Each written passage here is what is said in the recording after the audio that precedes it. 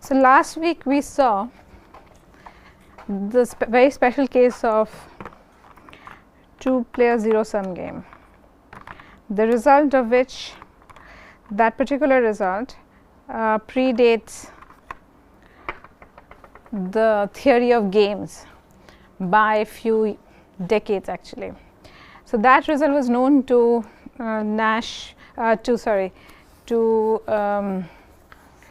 von Neumann several decades before he wrote the book Theory of Games. And of course, it also predates Nash's theorem, because Nash's theorem came around 1945. Okay, so apparently history, a little bit of this, it's very interesting. It seems Borel, you know, the person famous for probability theory and so on, he tried to prove, he imagined there would be a result like this, like the min-max theorem, but somehow he didn't have a proof for it. So that's the thing, and von Neumann had the complete proof and so on and so forth. The proof that we saw that day wasn't the Neumann's original proof. The proof that Neumann gave again used a fixed point theorem and so on and so forth. So it's it was a different proof, but the same theorem has been the proof has been reinvented by different people using different mechanisms. We'll see another very different proof of that theorem at a later stages of the course using dynamics. So for now today I just want to say that there are a few other categories. Okay, so you remember from last week I did say that there were a few special categories of game for which we do have a efficient Nash equilibrium computation, and one is obviously the two-player zero-sum game. What is the other? What are some of the other ones that you can tell me? Sorry? N-player separable zero-sum game. N-player separable zero-sum game. Okay. All right. So let's call it separable. Okay, they write it here. Okay, yeah.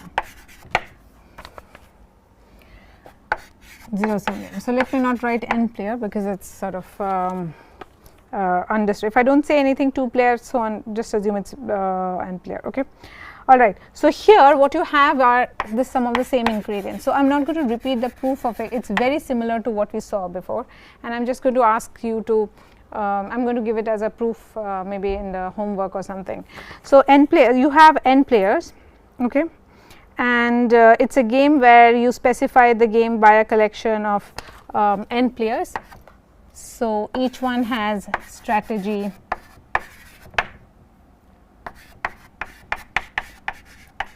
mi number of strategies for each of the players. Okay. Okay. So when I say like this, let's say I'm just going to use the same notation. It's very succinct. So this basically, you know what the square bracket means. So it means that player I has this many strategies. So 1 means strategy 1, meaning action. In this case, strategy means pure strategy. So action and so on. So on. Okay. And mixed strategy is defined as usual. It's a mixture of these pure strategies. Now, so now the question of actions or pure strategies for each player. Okay. Okay. So now the payoff matrix.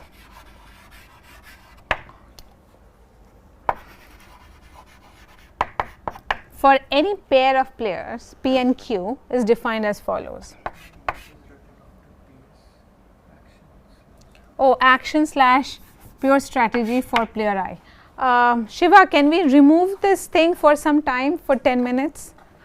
This, and then we'll come down, we'll bring it down. It will probably take 5 minutes or so.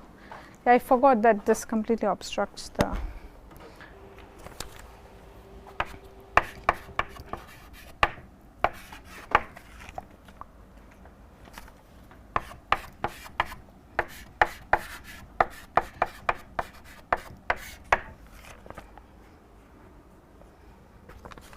Okay, I should not write, right, sorry, this is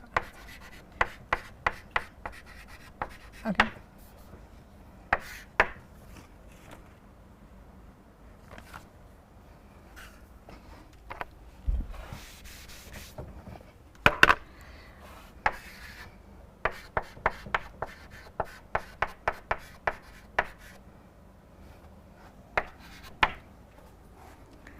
Okay.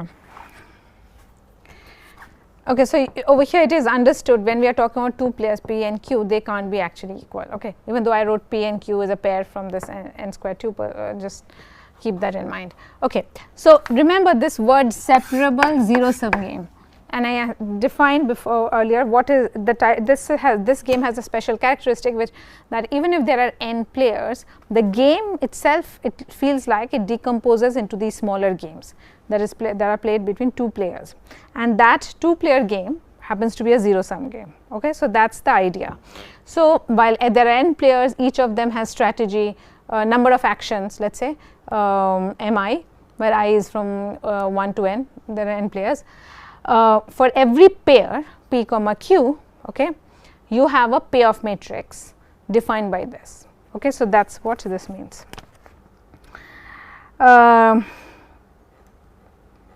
Okay, so naturally you understand this A P Q and A Q comma P. So so far I have not said anything about zero sum property, right? It's just some payoff matrix between two players. That's the thing. So this payoff matrix and this payoff matrix basically determines the game between player P and Q. Okay, all right. So now, so for as usual, the payoff for the mixed strategy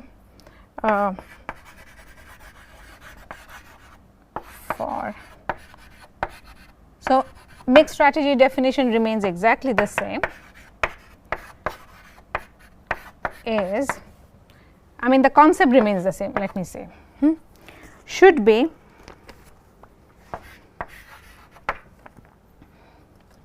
let's say Q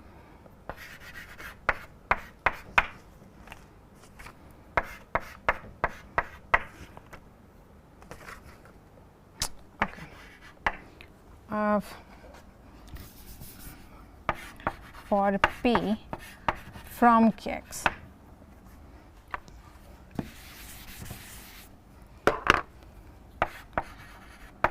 P from mixed strategy X is this quantity A P comma Q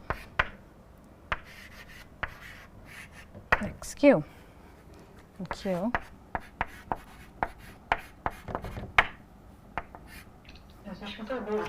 Yes, yes. Hello? Yes.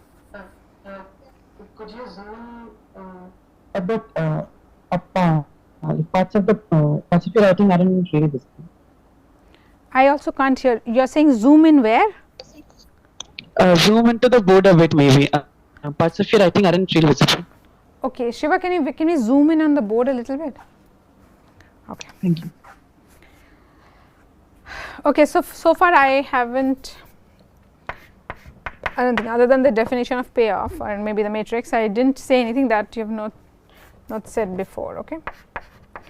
So we are quantifying what is the utility for the player P when mixed strategy profile X bar is played, right? X bar is this distribution mixed strategy of each of the n players together. So x1 denotes the mixed strategy, xp denotes the mixed strategy of player P, xq denotes the mixed strategy of player Q, and so on and so forth. So well recall, bar is this mixed strategy profile, right? Let's call it MSP. So the payoff obtained by player P from this thing is basically the payoff player P obtains by playing a pairwise game with each of the other players. So the payoff here is additive over these smaller two player games. Okay. So this, if you understood this from last class, you should understand what this actually represents. It just represents player P is payoff from when it is playing the strategy xp and Q is playing strategy x of Q. Okay. So now from here, when player P plays some pure strategy or action, let's say J, from its available set, the utility of player P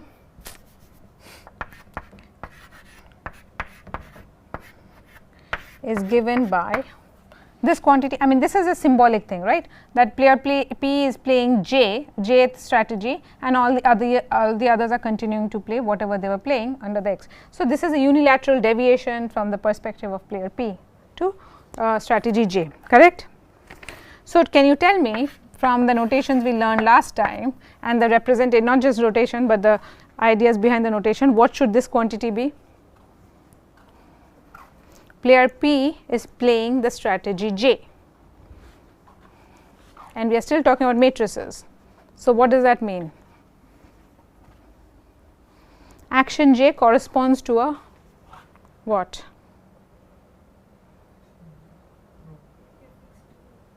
A fixed row, exactly.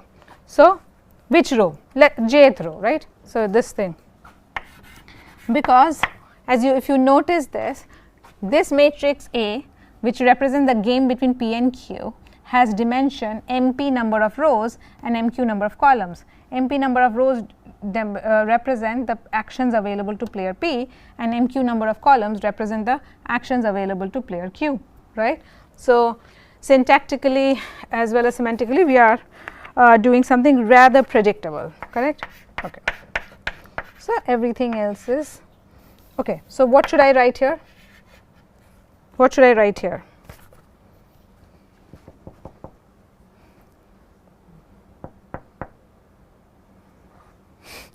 Okay. Okay, okay, I don't know. Okay, fine. Let me just say this. So, as always, I am saying that payoff for this, in this kind of separable game, the payoff of any player is additive over these smaller games he is playing. That is the thing. Initially, when we studied games, we said everybody is playing all together one single game. Here, because of the separability property, it is like the big game has decomposed into the smaller games. So, in each of these smaller games, two players are basically engaging. So, when they are part of the bigger game, their payoff is nothing but the sum of the payoffs they obtain from each of the smaller games. That is what this is saying, that the player J is playing pure strategy J, it has chosen row J, others are continuing to play whatever they were playing in the mixed strategy profile X bar, right. So, each of those coordinates are represented by XQ, X1, X2 and so on. Q is part of this, Q is not P, let us say. And so, this each individual, this is the payoff that player P gets from playing the smaller game with Q, and you just add it over. Okay. Is it clear? Does this definition make sense? Okay. Now, the question is,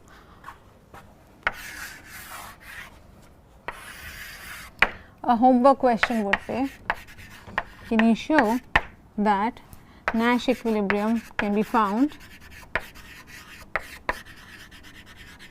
efficiently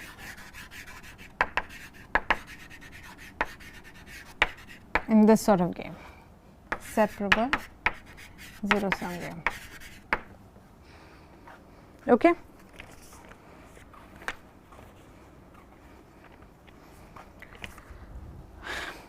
All right. So,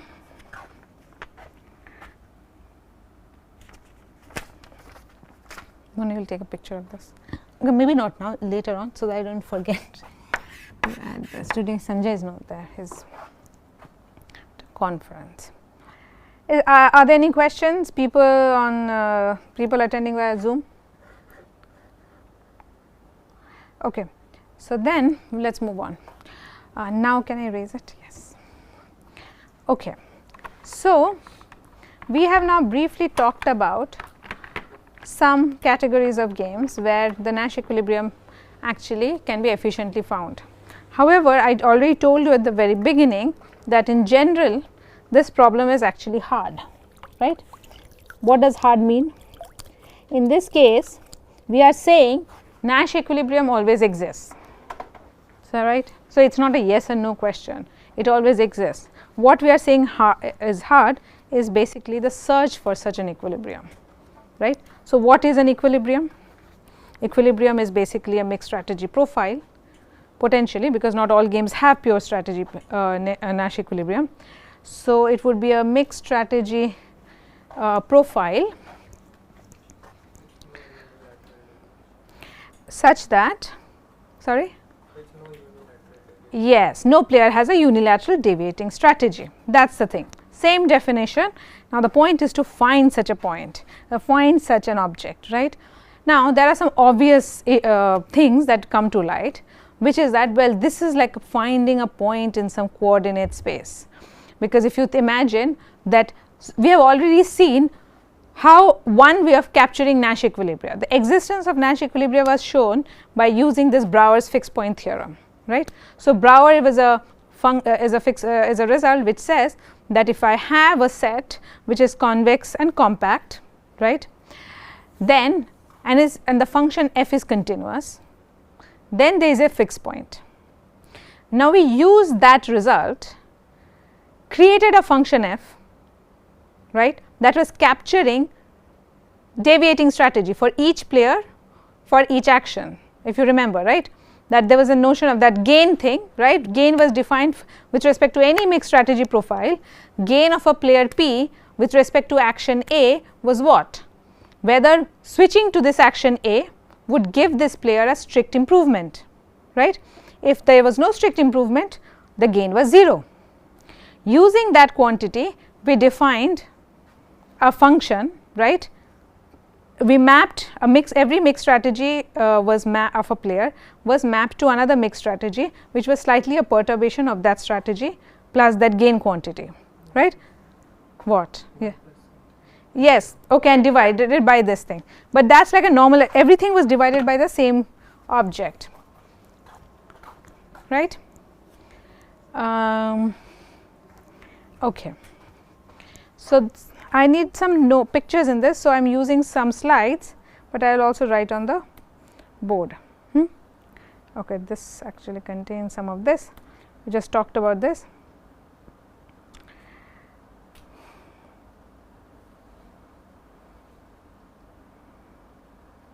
Okay, let me just write the gain function here.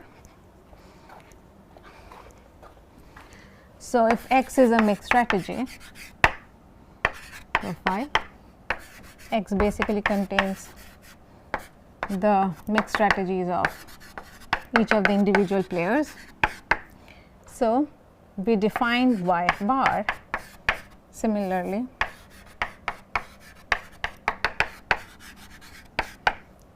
So, y, each of the xi's are distributions, probability distributions, yi's will also be a probability distribution. Okay. So, for player P with respect to action A,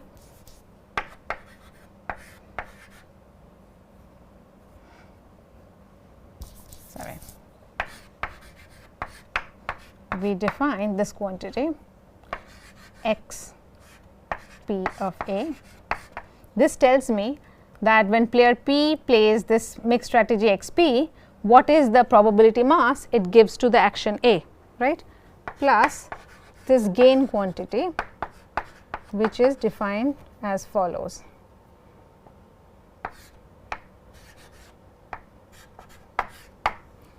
Divided by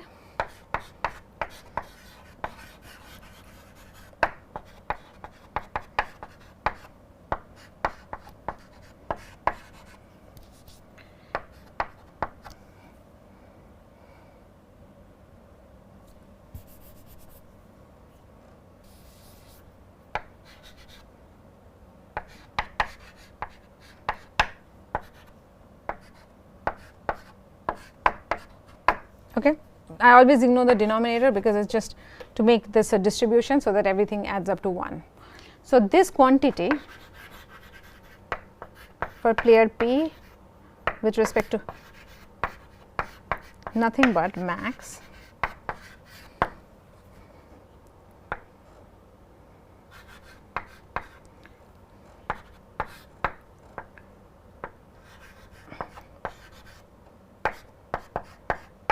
minus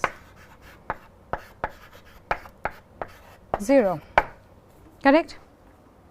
This is what this gain was. It is basically saying how much, if at all, player P can gain by switching to action A, right, while others are playing X, continuing to play the strategy. So, this is a probably this is the gain, expected gain by unilaterally deviating to A minus UPX will basically tell you the gain, or if this is a negative quantity, then I want to set gain to 0, right. So, this was the way I constructed this function f, and f was basically mapping this, each of these xi points was mapped to yi, right. So, f was this, f was taking the first coordinate of this x bar and mapping it on the first coordinate of y bar, and so on and so forth, using this. Know that this is a distribution and blah blah blah, all the properties hold. And then we applied the Brouwer's fixed point theorem on this and said that, well, f must have a fixed point. There exists some x in this delta space. Delta is the distribution profile such that f of x equal to x, and by a series of relatively straightforward analysis, we showed that actually this itself is the Nash equilibrium. Okay. So, the point is, if we had a Brouwer's, if we could find Brouwer, this fixed point for Brouwer, we could actually construct the Nash equilibrium, right, because this definition is constructive. Given any x, I can construct this, right, yes or no? Everything is constructed, this definition, these are all straightforward. The point is, who gives me this x such that this is a fixed point? This, if this were a fixed point, we showed that x is Nash equilibrium. So, it really depends on nothing else, but if I could have a fixed point, I would also have a Nash equilibrium. Okay, all right. Okay. So, now, so finding the difficulty of finding Nash equilibrium could really be pinned on to finding a Brouwer's fixed point, correct. If finding Brouwer's fixed point is easy, then finding Nash equilibria would also have been easy, right. So, that is the thing. Okay. So, therefore, one you already know that I have said this problem is difficult, Nash equilibrium. So, it must be that what? Does that imply that finding a Brouwer's fixed point theorem is also hard? Is hard? If I just told you that finding a Nash equilibrium is hard, does that necessarily imply that Brouwer's fixed point is also hard to find?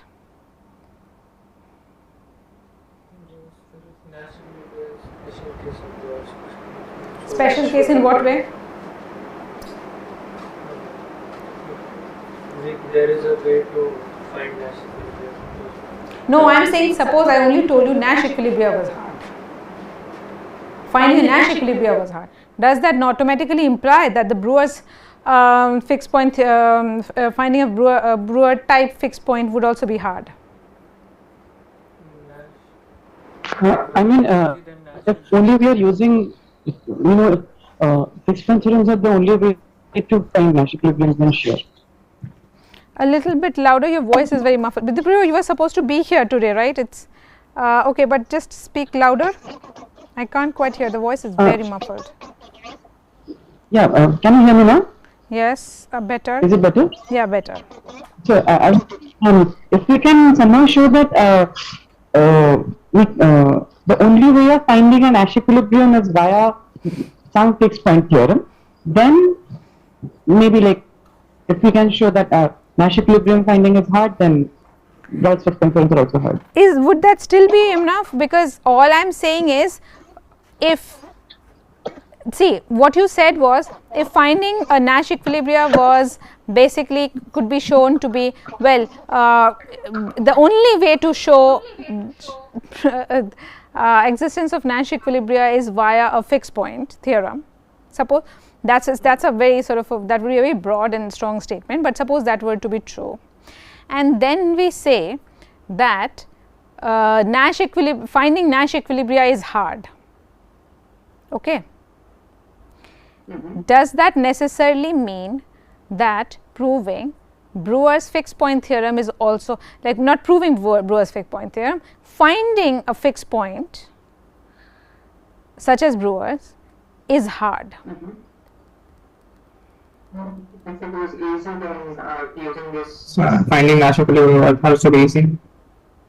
Yes, basically that is one thing. That is the answer sort of I am looking at. So there is an intrinsic relationship between this sort of Brewer's and Nash equilibria. Okay, saying one is hard seems to imply something about the other because of the way they are tied together. However, what we cannot say, if we could say the Brewer itself is hard, if I could say Brewer is hard, does that directly imply that Nash should be at least as hard?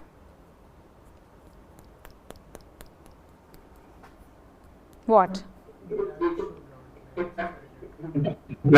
Sorry? It doesn't. Yes, because right, Brewer could be hard, It right? does not. It does not imply, because this pathway might not be possible, but there might be some other way of proving Nash equilibria is some other way of finding a Nash equilibria, right? This alone cannot be, we have to then prove that this is the only way to prove Nash equilibria, and therefore showing Brewer is hard itself means that Nash equilibria is also hard. So we are not saying that, correct? Okay, so keep these things in mind. I don't know how much of reductions you have seen before and hardness reduction especially, but some of these things are something to ponder about. Okay, it takes a while to sort of get you digest these relationships. Once you do it, it sort of stays with you. Okay. Question, you said that finding Brewer's fixed point is easier than Nash equilibrium. Yes. Then that should, like, its contrapositive should imply that Nash equilibrium is hard implies Brewer. If Brewer is hard, is easy, I could plug this. When I say Brewer is easy, I mean finding the fixed point. Okay, so then I could use it by finding this thing. Correct? Okay. So now what are you saying? Its contrapositive can give us that Nash is hard implies Brewer Is hard. That's what they said. That was this thing. What we were saying is, if suppose I knew Brewer is hard, that is the first thing we discussed. If Brewer is hard, does this say anything about Nash equilibrium? That's the point. Okay, because there could be some other way of finding Nash equilibrium, right? So that's, yes. So this is the sort of thing that we have to keep in mind. Okay, so now let me just give you some definitions and then we will see. Okay.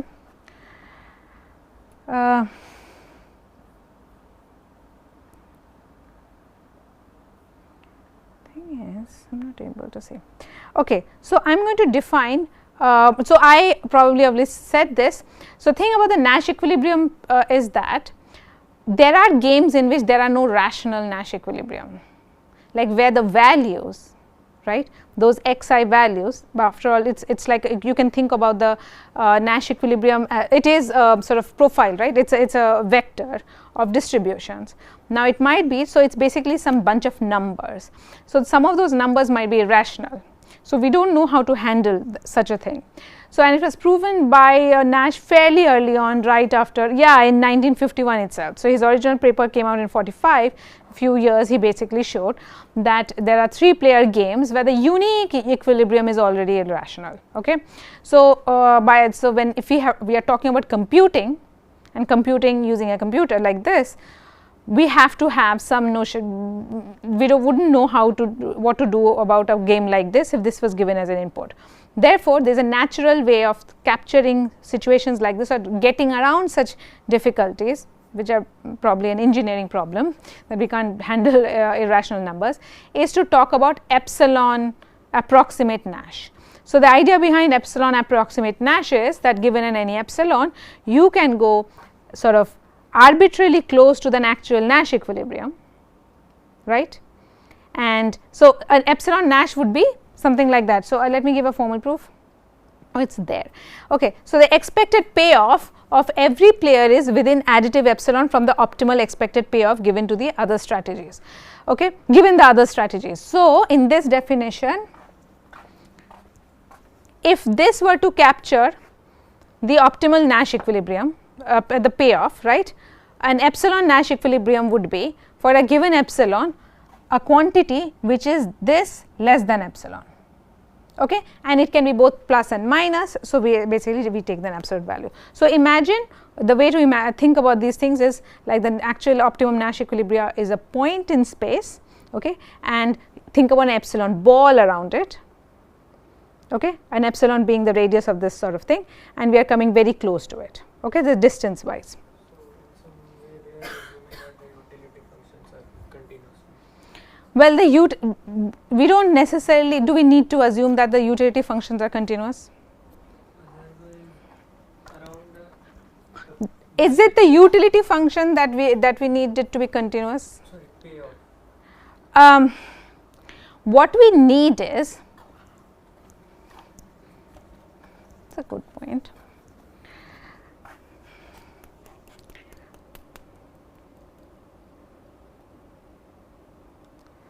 This, so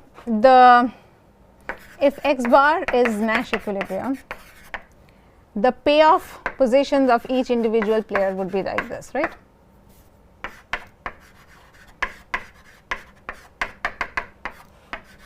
This is the payoff quantity. This is not the Nash equilibrium. You are going epsilon close to this object. This is the Nash equilibrium. Okay, okay. So, what we are saying is, whatever, there has to be a proper definition, or else I will write it. Wait a minute. Okay, wait.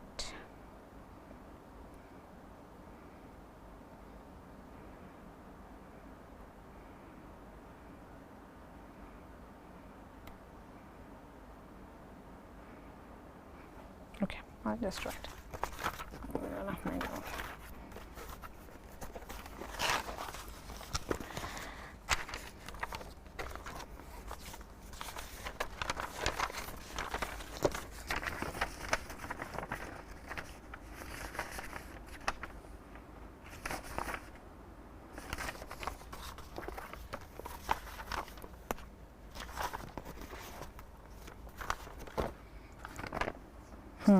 Okay.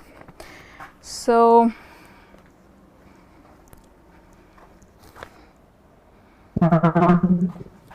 yeah, just let me erase a bit. In this definition, The connectivity is very bad at that for there. So, let me write what I mean by.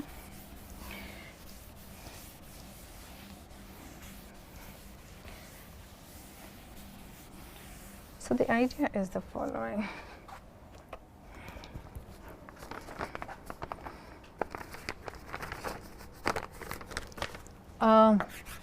Mixed strategy profile x bar. Okay, as always, this is this. I'm forgetting to write this, but you should know, is an epsilon approximate Nash equilibrium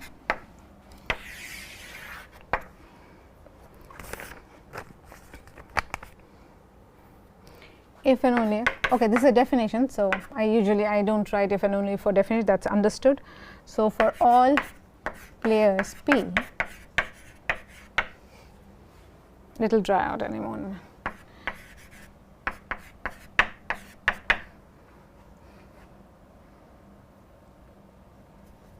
Okay. P have the utility of player P when x bar is played is greater than equal to the utility of P, expected utility, this is the thing. Okay, I should use x prime, of course.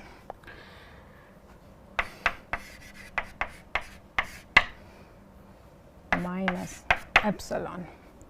Okay. So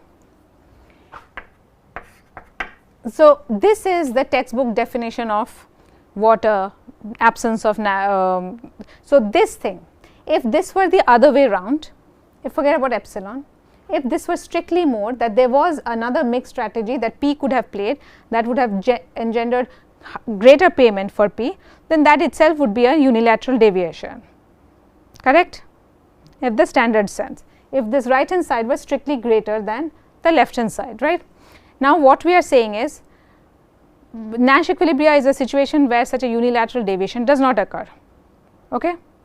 So now let us talk about an epsilon deviation, epsilon unilateral deviation. An epsilon unilateral deviation would be, well, ideally we would want a deviation would be successful if this right hand side is strictly greater than the left hand side, but because of this epsilon slack, this is why it is an additive approximation. You are basically allowing this sort of the deviation to be not necessarily strictly more, but epsilon less than strictly more, okay. So that is the notion of the epsilon deviation. Now an epsilon Nash equilibria is one where no epsilon deviation is possible. Epsilon deviation would be when the right hand side is strictly more than the left hand side, okay. So that sort of thing. So whenever a strategy is this, that by switching to a different mixed strategy a player cannot improve.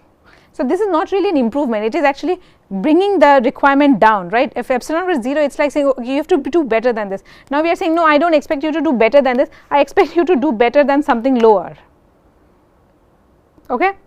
That is the idea of relaxation.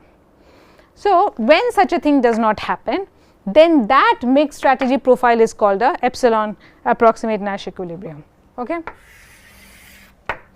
Okay. So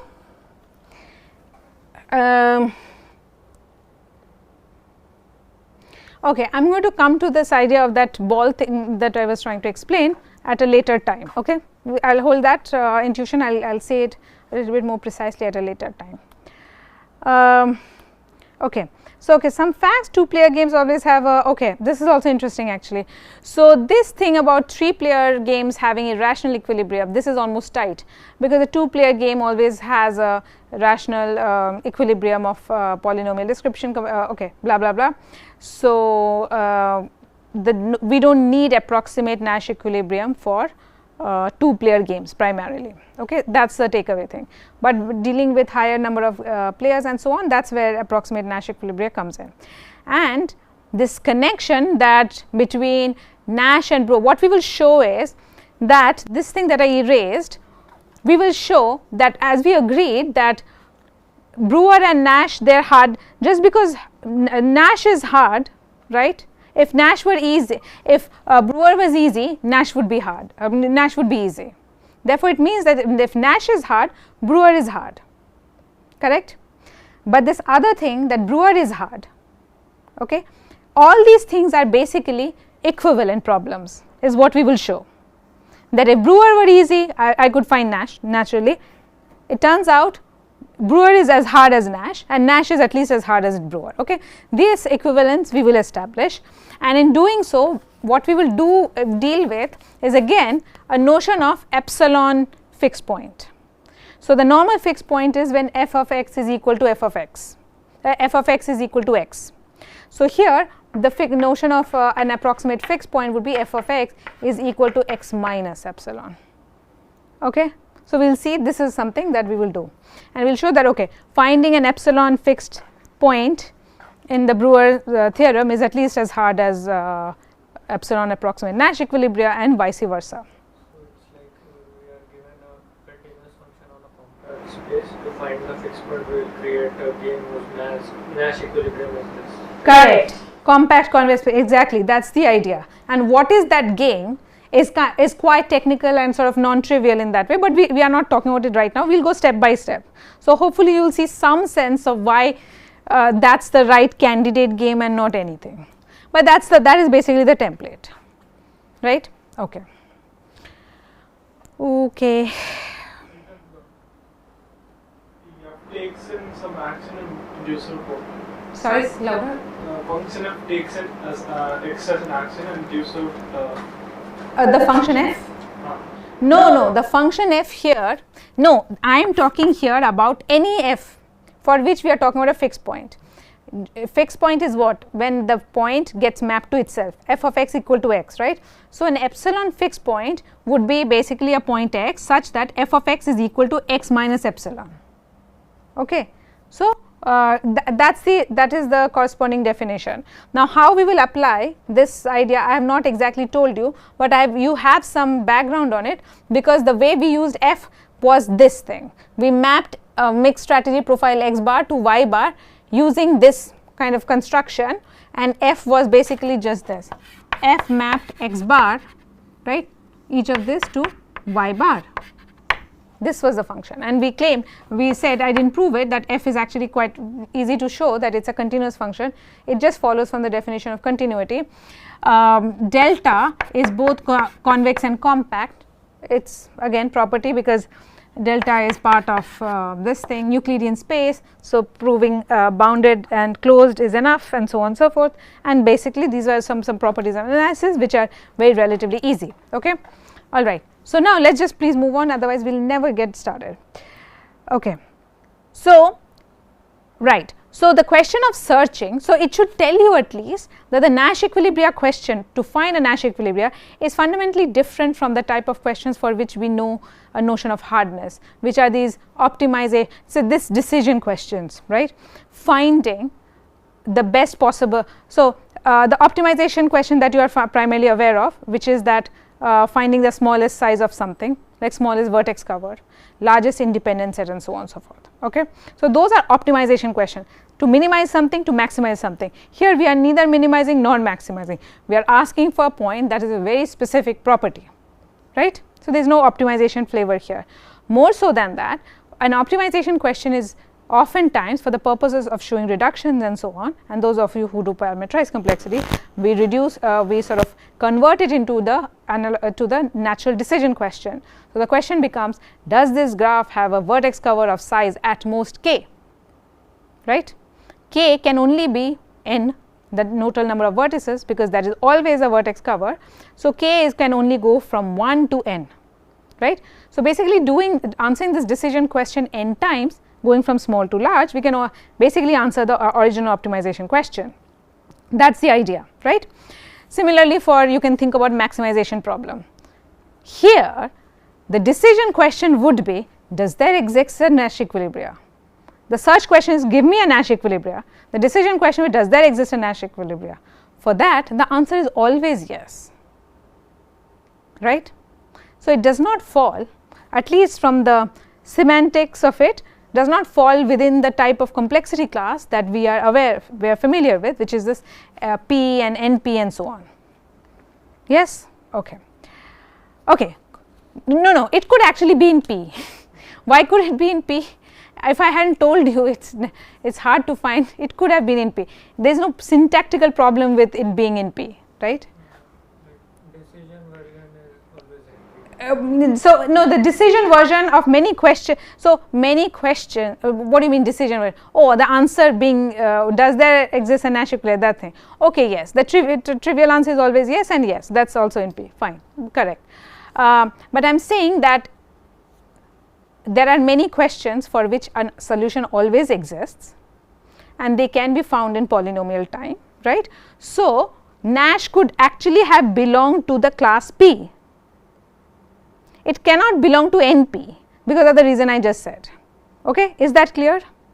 So, there is a class P, there is class NP, of course, and then there are these other classes we will talk about called PPAD and so on, that capture these Nash type problems, where the answer is, where the solution always exists. Finding the solution, finding a solution is hard. Okay. So, they interface somewhat with P, but not really with NP, and we will sort of complete this picture how it looks. Okay. All right.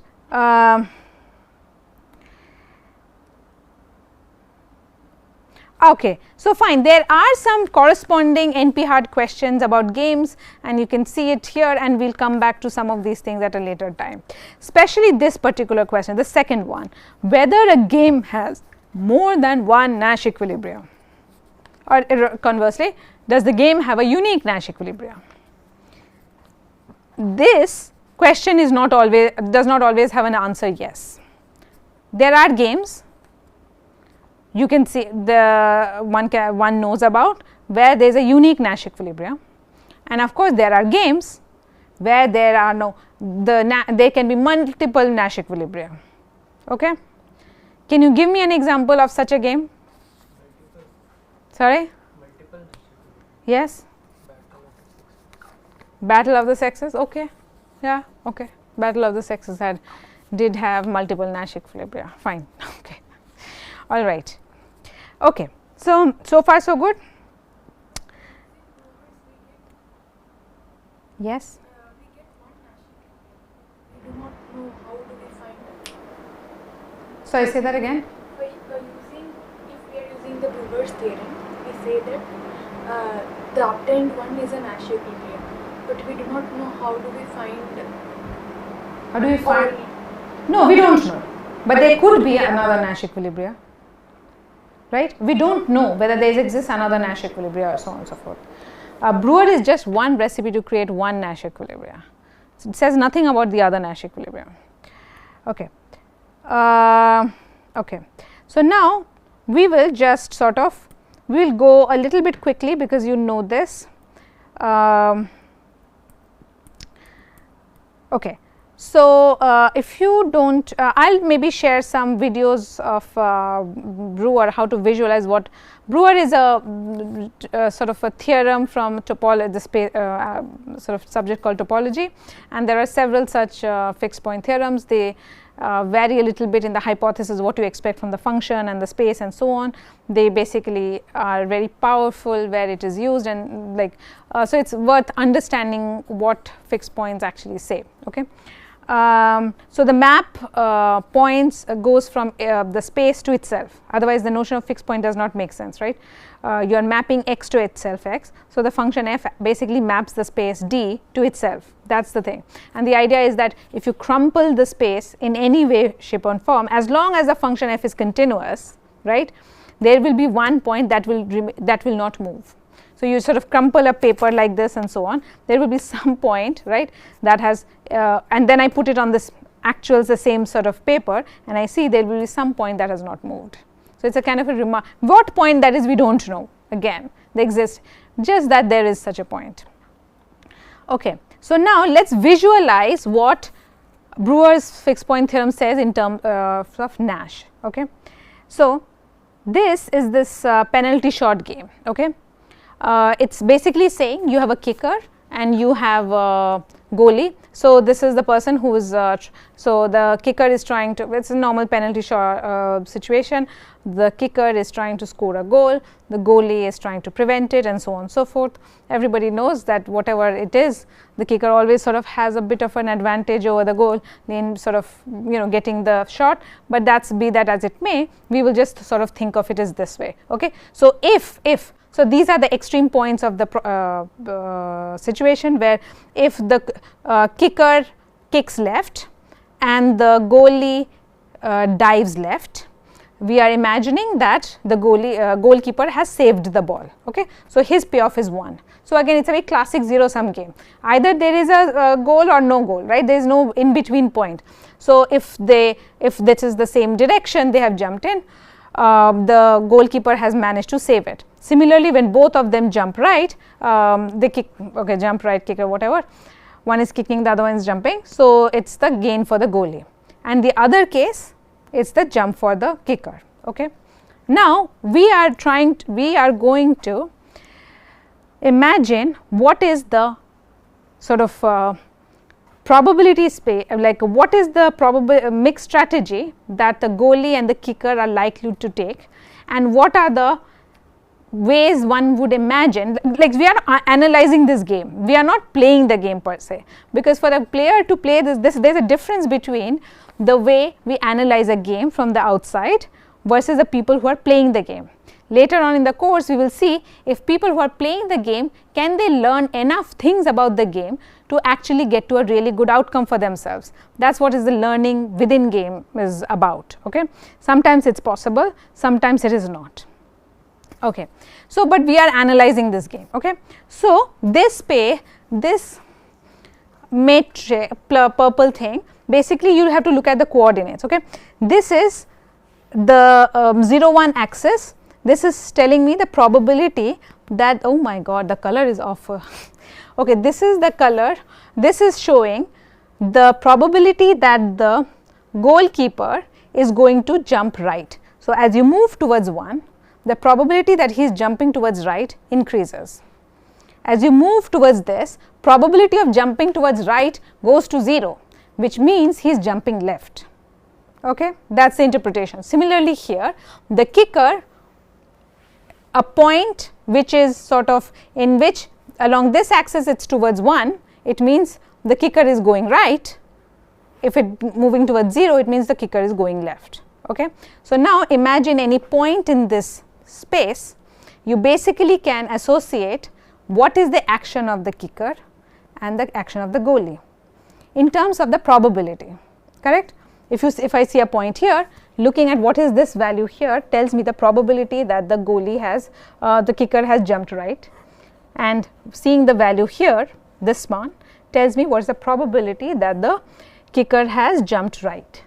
Okay, all right. Okay. Now, this is the direction, these arrows are tracking this particular quantity, okay, x minus fx. I will tell you what that is a little bit maybe later, but okay. So, let us forget this, what this means in terms of function, really just forget it. Let us just take a point. Let us start with this thing, a point right here, okay, this a point right in the on the boundary. So, this is a point which is showing the fact that the goal, yes, the kicker is actually jumping to the right, correct, because it is right on this one point, correct, its coordinate is 1. At the same time, if I look it and sort of project it onto the axis of the goalkeeper, sorry, kicker, I am confused, these two colors, this is the kicker, this is the goalkeeper, okay. So, if I just project this point onto the axis of the kicker, I see that he is basically kicking to the left, right. This is what a point here would mean, yes or no. Now, if that is the case, so the kicker is basically, so the goalie is moving to the right, is jumping right, is anticipating, let us say right, and the kicker is basically kicking to the left. What does this mean? Who will win?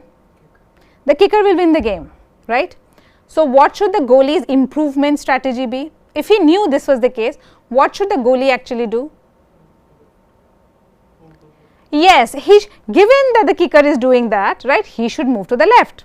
So, then move to the left means the arrow should be basically going towards this spot, towards this direction, that the probability of him going left should increase. This is what this arrow direction shows,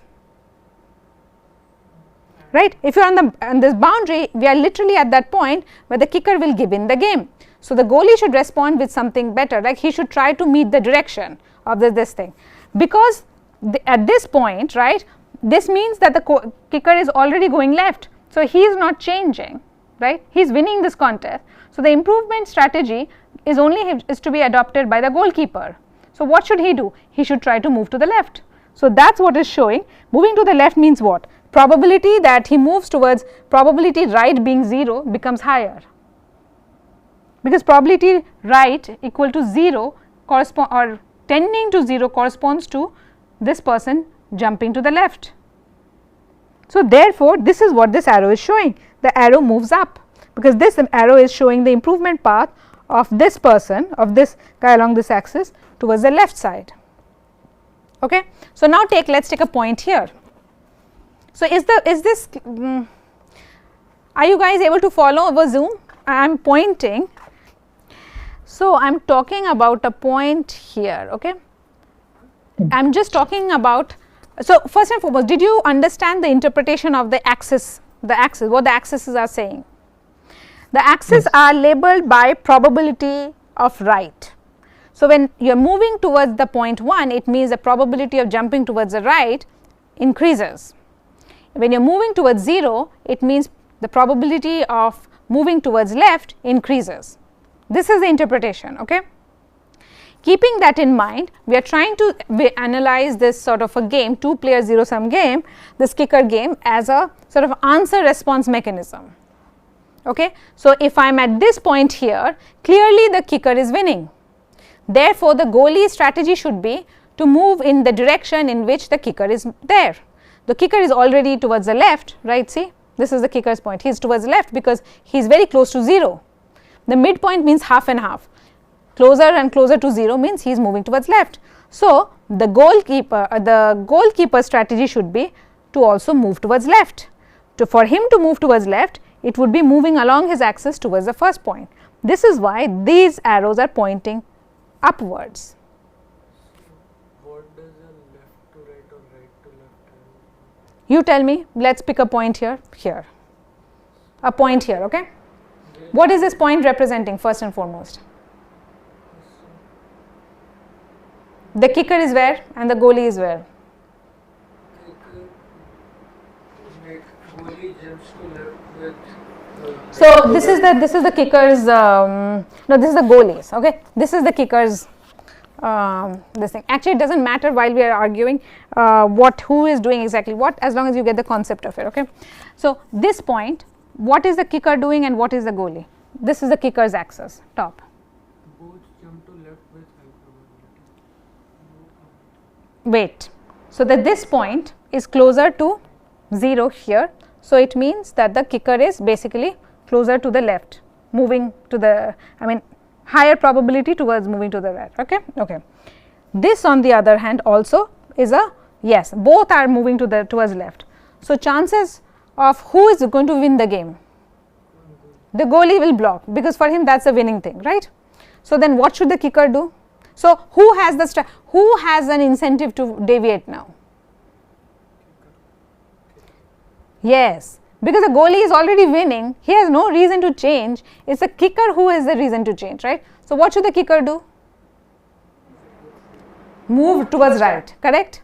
So, then therefore, this arrow is moving towards right. So, kicker moving right means moving along this point. So, this is the direction. Arrows are the direction of deviation. Yes.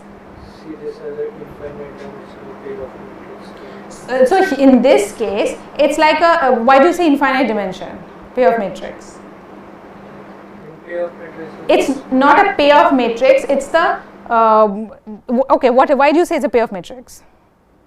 the arrows indicate like in payoff matrix also the true. So, when we say payoff matrix, we mean there are discrete points. When you do this, you will get this much of payoff and so on and so forth. What these arrows are saying are the deviation strategies, the unilateral deviation strategies. That is what these arrows are saying. Okay. Sometimes it is the kicker, sometimes it is the goalkeeper, but the direction tells you who has the strategy and where are they moving. So, it is clear that now why this is being moving to the left to right. This quadrant, right, everything is moving towards this, because that happens, right. All the points imitate this thing, that the goalie is winning, kicker should actually try to move. Goalie is winning how? Because both of them to the left, therefore, kicker should move to the right. So, this is why all the points are moving like this. Similarly, you can argue here, something here, okay. So, this is what this is. So, all over this, any point like this, you can have an arrow like this. What you do see is this tendency that within this quadrant, the arrows are straightening up, going from left to right. Over here, the arrows are straightening up, there is some curve here, moving down, right, top to bottom, here, right to left, and this and this. So, in here, what is the fixed point? So, F is the deviating strategy. A fixed point means nobody is deviating. That is what Nash's equilibrium says. Nobody is deviating. A fixed point there means nobody is deviating. Gain is 0, right. Okay. So, over here, what is a fixed point then? Sorry? 0.5 comma 0.5. 0.5 comma 0.5 is where? The center. Yes, that's the thing. Here, all the arrows basically, if you take an infinitesimally small sort of convergence here, basically the arrow exactly at this 0.5 comma 0.5 is basically pointing to itself, like it's not moving, it's just static. Nobody has any strategy to move. Okay, everywhere else around it, they have this directional sort of thing, it's moving. But as you get closer and closer to 0.5, it basically there is no movement around. Okay, all right. I hope this is clear. If it's not clear, please stop and ask. Okay, stop me and ask. Okay. Now we will use these three colors to color these arrows. Okay. So you see which direction this arrow is. If you have a bottom top turning arrow, this will be colored yellow. If this is in this direction, it will be blue, and this one would be red. So we saw in the quadrant there basically are, how many possible directions are there? This. So what side, what color should be this part? Yellow, right? This is sort of this yellow, right? Moving this yellow. What should be this part? Okay, so pointing towards red. Yeah, this thing. What should be this? Yeah, so sort of as it curves up, it is blue. And what about this? Again yellow, right? So this is the thing. Okay, this is why three colors are enough in this two-dimensional games. Okay, all right. So this is how this thing looks. Okay, why is that orange? Because over here you have this sort of common yellow and orange is sort of, this is reddish orange sort of thing, yellow becoming red. When it becomes deep red is like these far away, the farther you go from the yellow thing and closer you come to the boundary, it becomes more deeper red. Okay, closer you are to the boundary, it's sort of, it's slightly melt. This color is basically intentional. It basically shows that the arrow direction are not as precise as this, they are slowly turning around, okay, and taking on to a different direction, and therefore the color changes indicating that. Okay, so now we will talk about a result which may seem completely out of nowhere. Okay, that why, what is Sperner's, because we have only talked about Brewer and Nash in the context of each other and so on. It's Nash which brought us to the world of Brewer, and now we will introduce something called Sperner's. Now what is Sperner's? So Sperner's lemma came about in 1920s. It's one of those classic beautiful results from combinatorics, and it has very diverse and sort of multifaceted use. If you, I mean, if you are a student of that subject, if you work on it, then you would be familiar. Have you seen Sperner's in any of your courses here? Not in courses, but I've seen it in the context of paired division of rent. Acha, okay, yeah, okay. She has seen in the context of fair division. No, just Sperner's as a combinatorial thing. You did some combinatorics this thing, right? Four sets of Sperner. Yeah. Okay, okay, fine, good. So Sperner's lemma was proved in, it has, you can, there is a d-dimensional this thing to it, but we will talk about 2-dimension because that is what closely mirrors the situation we will be doing. We were talking about 2-dimensional game, like 2-player game. We extracted that improvement map, let us call that improvement map in 2-dimension. It was that arrow tracking only needed 2-dimension because we are talking about the answer response game between 2 players, the kicker and the goalie. Okay. So the corresponding Sperner that we will use now is the 2-dimensional Sperner, but there is a higher dimensional generalization of this, and I will share some resources. If you are interested, you can look at it. Okay. Okay, so Sperner predates Brewer, and I think Brewer also by a few years, and Nash by several decades. So Sperner's lemma was proved in 1921, and one very well known proof of Brewer's theorem is via Sperner's. Okay, so what happens is, if we had a Brewer's fixed point theorem, I could use it to show Nash equilibrium. We will now see that if we knew a solution to Sperner's lemma, I will explain what that is, we could actually find a Brewer's fixed point theorem, and that fixed point theorem would then give me a Nash equilibrium. So, this is the roadmap, okay, Sperner, Brewer, Nash, and by another direction of the proof we will show, okay, Nash goes on to Sperner and therefore the circle is complete. Okay. So, that is where Sperner comes in. Okay. So, there is a notion, so you have a grid like this, okay, 2-dimensional grid like this, there is a valid coloring within of the boundary walls. So, this, but there is nothing special about red being not being used and so on, but this is generally the rule. Among the 4 boundaries, one of the boundaries cannot use one particular color, the second boundary cannot use another color, and the other 2 boundaries cannot use the third color. That is the idea. Okay. And when we generalize to higher dimension, it is like a faces and so on and so forth. Okay. All right. So, here we will assume that the bottom boundary cannot use red, the leftmost boundary cannot use blue. So, when you color the vertices, you use anything but red. So, he has used yellow, yellow, blue, blue and so on. Okay. So, this is this boundary has used yellow, red and so on, correct. So, notice one thing, the corner point here, given the valid coloring rule, this corner point here could have used what colors? It is uniquely could have only used yellow, right, because it falls here, also falls here. So, it can't use red or it can't use blue. So, it has to use yellow, yes, okay. Now, this is done. This side on the other hand is just saying you cannot use yellow, you can use red or blue, okay.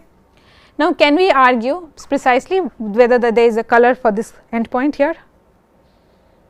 It can't use red, but it can use what? It can also can't use yellow.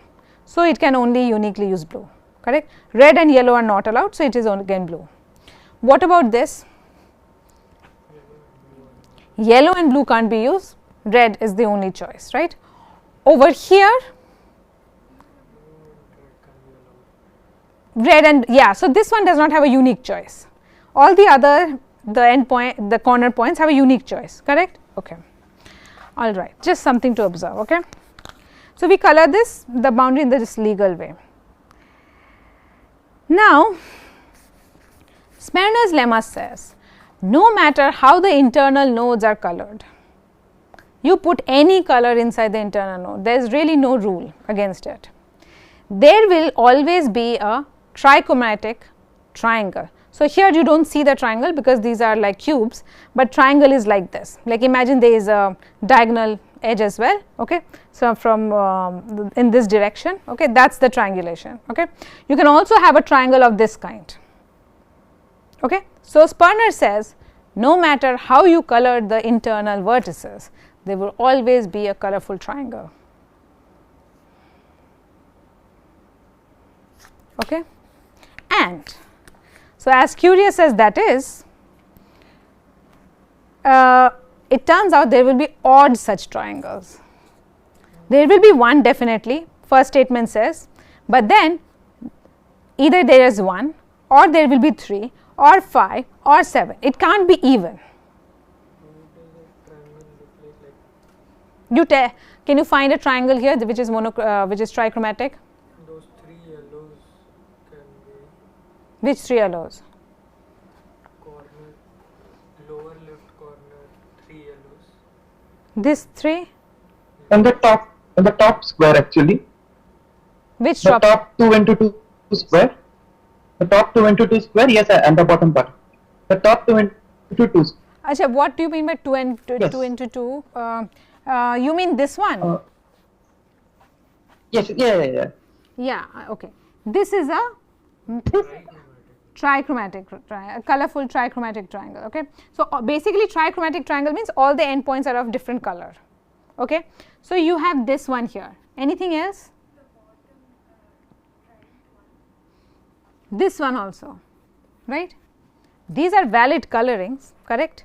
This could have been blue, right? Then this would not have been a trichromatic triangle here, but somewhere else there would have existed another. So, how many trichromatic triangles can you find here? We already spotted 1, 2 and what else? The bigger square also kind of has like left to the bottom triangle. Which left to the bottom triangle? This one? Yeah. This one, 3, third, right? Can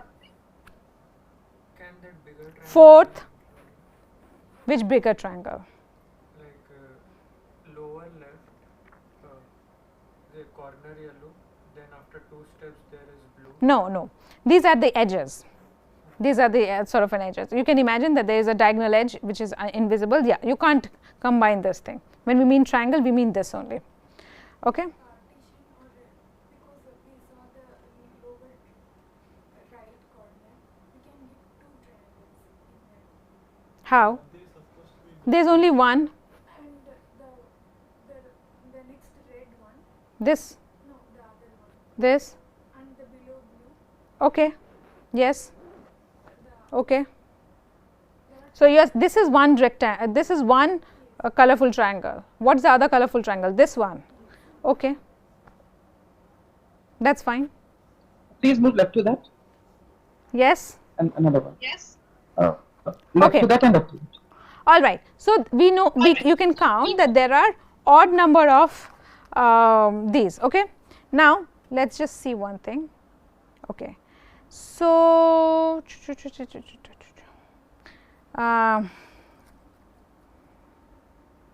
okay. Sorry. Yeah. I was just thinking. Okay. So from what Mohana is saying is the following. If you all heard it, she is saying if this is a triangle I can count, can I also count this triangle? That's what she is saying. Yes, but does that change anything? The proof, the statement of Sperner. In this case, they have not. In this example, he has not counted that way. He has just shown unique, like he has shown a square where there is at least one trichromatic triangle, right? So, but for each of these trichromatic triangles, you can see. So, the count clearly is there are 5 of them. You can check there aren't anything else. Now, for each of this, you can also have another paired triangle, which is what is this? This one, right? So, that sort of a thing. So basically then if you have 5 of these triangles and each of them is allowed to be 2, then it would basically you will have 10 of these. So, the point is it is not stated here. What you want is that in each of this thing you want only one triangle, like you do not count this sort of a double thing. You do not count where edges are common. Vertices might be common, okay, but edges are not common. That is the point. Okay. Sorry? I am not trying to count how many maximize the number of triangles. So, if you change the coloring inside, right, you will have a different set of triangles, potentially different number of them. All we are saying is that the parity always remains odd. Okay. So, this is the thing. I do not know if somebody, yes? Did you say that the edges would not be common? So, this sort of thing cannot happen. Where see over here, if you also take yellow, red and blue, this thing, this yellow, red and blue, that would give you another monochromatic triangle, right? I can't see, I can only see the screen. You can't see that where I am pointing? Okay, wait. Okay, wait. So, what we don't, so this is a monochromatic triangle, this one, if you see my arrow. Yeah. This is also not monochromatic, I am sorry, trichromatic triangle, colorful triangle. This is also a triangle. Yeah, this is also a trichromatic triangle, but we do not count them simultaneously. Okay, we do not count this as well as this. They have basically one edge common. Okay, so you can in one grid square you can only count at most one triangle. But see, you can have some vertex when you are counting triangles. You can have vertices in common. For example, over here, this triangle and this triangle share this vertex, but they do not share an edge. That's So what I we mean. are allowed to do that instead of like not being able to. Sorry? So like what you're saying is that we are not allowed to take 2 triangles with a common edge. Yes. Okay. Okay. Okay. All right. Yeah. And Can they what share? if- How will they share in different cubes? what if there was a yellow dot at 2,2? Good point. So, okay. So, you are saying suppose if this were red, could this have been a triangle? Yes, that I believe is correct. That should be allowed. Yeah, I can't see any reason why this would not be allowed given the rules of the Sperner. Okay. Okay. Intersection of two triangles should have zero area. Is that the correct to say? Yes, well, I mean, yeah, yeah, you can come. I'm trying to think of the generalized definition of Sperner. Yes, I know what you are saying. He's saying that if this were to be a red one, then this would also be a monochromatic triangle, and then this and this would share a common edge like this. Yes, all we are saying is that within a grid square you don't have two triangles, like you don't share two triangles. That's why not? The corner, the boundary one, suppose that we color that red. But you can't color, sorry, you will not color this red, you will color this also red, okay? So, If we color that red, then we can have a trichromatic triangle there. where? Red, but this is becoming red, right? The I bottom of No, the that bottom will be red, this. yes. Okay, so this is red and this is also red. That's what you're saying. No, the inside one stays yellow. The boundary changes to red. Okay, this becomes red. Fine, that's a valid coloring. So then you're saying this will also become a trichromatic triangle, right? And the opposite triangle also is a triangle. But we will not count. Yeah, that's an interesting Area point. was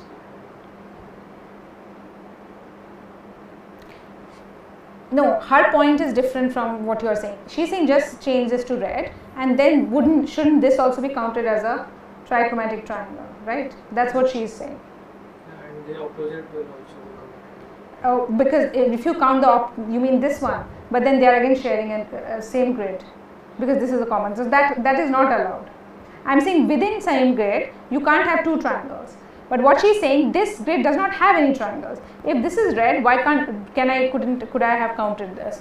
That is the correct point. Is this completely exhaustive? That's a good point. I think we are only allowed to share.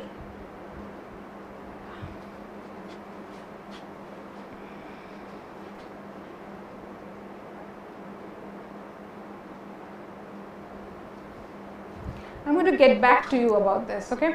So the valid coloring,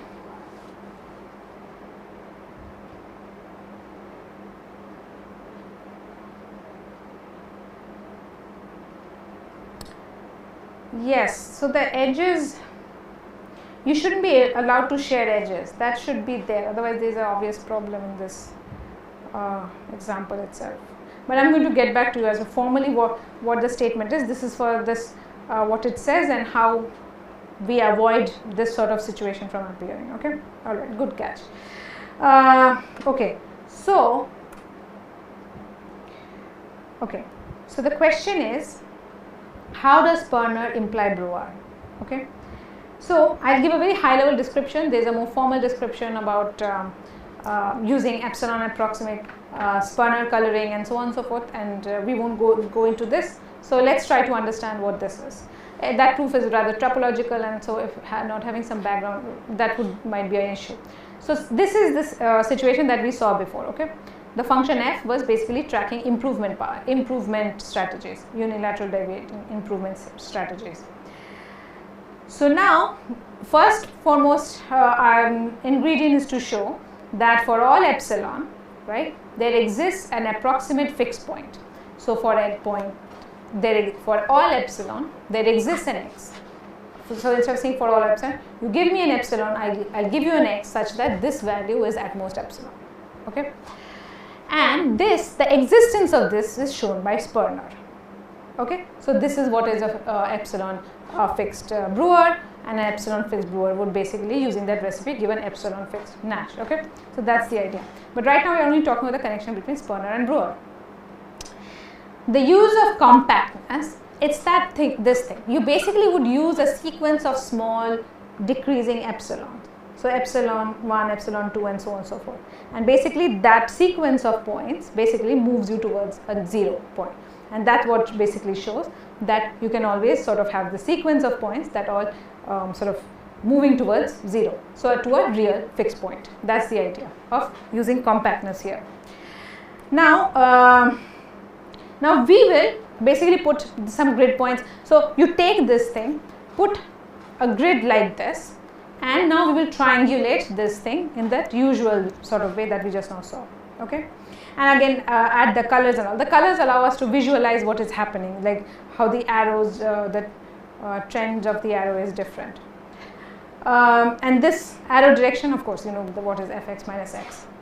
Okay, so just as an example, you see that f here is this improvement, right? The unilateral deviation. That's what f is. Now, if there was no unilateral deviation, fx would actually be equal to x. That is why the fixed point is the Nash equilibrium, okay, where there is no improvement strategy. So this is why the direction of the arrow here is not fx but fx minus x. Okay, so what changed? Nothing changed, right? Okay, so now again do the valid coloring on the boundaries, valid coloring on the boundary, and then internally you can color it howsoever you want. Okay, the bottom one was don't use red, the side was don't use blue, and the other two sides was don't use what was it, yellow or something, right? Yeah, don't use yellow. Okay, so so the Sperner question is the following. So what I stated was a Sperner's lemma. So the question for Sperner is, given a grid of such size, of size 2 power n here, okay, and a valid coloring on the inside, valid coloring on the boundary, okay, and the inside colors are whatever you want, okay. However, the inside colors are specified by a circuit. Now the inside, the vertices color, if I were to think of it as an x and y axis, then the internal point would be basically represented by an x coordinate and a y coordinate, correct? And then that would be a precise specification of an x coordinate and a y, of a precise explicit specification of a point, and for that point you can tell me the color, okay? The point here is, however, this is a 2 power n to the power and 2 power n size grid. Just expressing this itself would be very large, and then reading it would itself take you 2 power n time. Just knowing the colors of all the points itself would take you 2 power n time, correct? So therefore, what we will do is do a implicit representation. So the implicit representations are very common in algorithm, where you want to save space and so on and so forth, and you basically query something as and when needed. So in this case, this implicit specification is given by a circuit. So what does this circuit say? So suppose boundary has standard coloring and colors of internal vertices are given by a circuit. So the input would be, what do you think the input and output should be? X coordinate and y coordinate. Yes, that's exactly what it is, right? Okay. Notice there are 2 power n number of, this grid is 2 power n by 2 power n grid. So every vertex can be specified by how many bits? N bits, correct? This I am going to assume that you understand, right? If it's a 2 power n size, there are possibilities. Each point over there can be represented by n bits. Log of 2 power n is n. So basically you provide it the n number of bits for the x coordinate, n number of bits for the y coordinate, and out comes the color. So you ask for this color, this coordinate of this, it gives you a color. Okay, so that's the way it is. Okay, in this case red, blue and this thing. Question is, using this setup, find me one trichromatic triangle. So Sperner says there exists one trichromatic triangle and the odd one, and an odd number of them, but there is at least one. Okay, so this says just find me one. Okay, is the question clear? So when I say, so Nash equilibrium, the question is very clear given all this information about utility and players and blah, action space and all. Find me a Nash equilibrium. When we talk about Sperner as a question or a problem, this is what we mean. You have this information, now find me a trichromatic triangle. For the Brewer, the corresponding question is, you have the D space and a continuous function f that maps from D to D, okay, and D is convex and compact. find me a fixed point. Okay, so the problem version of these theorems is this. Okay, so by the way, if you knew how to find a trichromatic triangle, could you find the other triangles? That's something to think about. Okay, I mean, it's natural question to ask, right? Because he says it's an odd number of them. There are odd number of them.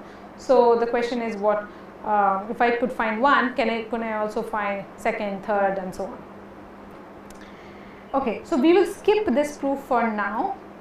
If it doesn't seem like it, if there is time at the very end of the course, and if there is enough interest, I'm going to go over this. Okay, it's not hard, but it's tricky. Okay, so now see, we have now looked at bunch of problems. Okay, this Brewer, Nash, and Sperner's, all of which have this common thing. The answer to these questions is always yes. Sperner says there is a trichromatic triangle, Brewer says there is a fixed point, and Nash says there is always a solution. Both of them have the issue of how to find them. Yes? But in Sperner, won't it be easy to find the trichromatic triangle? How? Find the side where either sides have a different color. Okay, side where they have this thing. Okay, there's a unique color. Good. Then won't it be? Okay, tell me next. Yeah, just color the adjacent top. But see, they are saying as long for any valid coloring, not a coloring chosen by you. No, but we colored the boundary ones differently. Yes, but here all we know is this is yellow. Over here, no red. Correct? So this could be yellow, this could be blue, anything. Over here it is saying no blue. So no matter what color you give here, right? So yes, this is fine. You have found a unique yellow colored vertex. Now what? How do I find you are saying this is this could be yellow, this could also be yellow. Then it's not a trichromatic triangle, right? If it is, okay, you have found one. Okay, so yes, but so is that all? Like, is this the only thing that is okay? Fine. It would be remarkable if you have never seen this proof and you just come up with an algorithm. So yeah, there's a reason why these things are these things are subtle and they are sort of worth paying attention to. So what we have right now is a class of problems where which the solution always exists. How to find it? This category of problems are called function NP. Okay, FNP in short. Why is it function NP? Why do you think? Okay, we will get to function NP later. Let's define a search problem precisely. See, these are not my slides. I cobbled together some other. This is why I don't know what's coming next. It's all a bit scattered. So yeah, you have to forgive me for that. So search problem is formally defined as a relation such as this. Okay, it's a relation on 0, 1 star. Do you know what 0, 1 star means? What? Where the letters are. Yes, all possible binary strings. That's what star means, right? So yes. So this is it. It's a subset of such a pair. Okay, such that if x and y is part of this RL relation, okay, it means y is a solution of x. Okay, solution 2x. Okay, what solution 2x means is sort of, it's an abstract definition. What we will try to see is that x will be an instance of a problem and y will be its solution. Then x and y, if such a thing happens, then x and y is in the relationship. So any instance and its solution will be part of this RL set, and they are the only members of the RL set. It could be anything. See, x, and this is why this is a string of length, this thing, right? So this is, when we say it right this way, what we mean is x, whatever x is encodable using 0 1s. But that's a standard assumption we know, right? Like everything is encodable using zeros and 1. Of course, the length will suffer, will blow up the length, but over there it's star, correct? So the input instance is also encodable in 0 1. its solution is potential solution is also encodable in 0 1 star. They form a pair in this relation RL and are a member of RL if and only if the second one is a solution of the first one. Okay, if this is true, then the pairs X and Y. So I don't know if you know this. So the search problem L must have this property. So the search problem L corresponds to a relation of this kind. The relation is defined by RL. Okay. So the search problem in this case, what it would mean is all the members. I did not. So how many of you have taken a course in TOC? Theory of computation. You have, right? So you understand these things, right? Languages and so on and so forth. How we go from a problem to a corresponding language. A problem, problems of the instances of a problem which are a yes instance, right? For which the Turing machine basically ends at a yes configuration. The corresponding string is member of the language for that problem. That is the idea of a language and a problem. So I am talking about if you take a problem pi, its corresponding language is what?